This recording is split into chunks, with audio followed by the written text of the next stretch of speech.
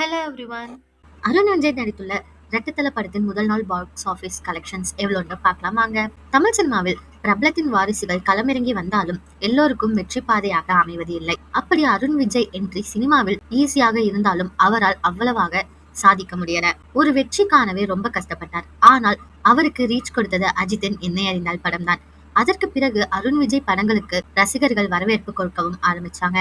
தற்பொழுது கிரிஷ் திருக்குமரன் இயக்கத்தில் ரெட்டத்தலை என்ற படத்தில் நடித்துள்ள அருண் விஜய் இரட்டை வேடங்களில் அவர் நடித்துள்ள அந்த படத்தில் தான்யா ரவிச்சந்திரன், சத்ய இத்னானி உள்ளிட்டோர் முக்கிய கதாபாத்திரத்தில் நடிச்சிருக்காங்க. படம் செப்டம்பர் 25 கிறிஸ்துமஸ் ஸ்பெஷலாக வெளியாகி நல்ல வரவேற்புகளையும் பெற்றிருக்கு. முதல் நாள் முடிவில் இந்த படம் ரூபாய் 75 லட்சம் வசூலித்ததாகவும் கூறப்படுது.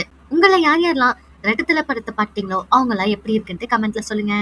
இதே மாதிரி லேட்டஸ்ட் சினிமா நியூஸ் அப்டேட் தெரிஞ்சுக்கணும்னா இந்த சேனலை சப்ஸ்கிரைப் பண்ணிக்கோங்க.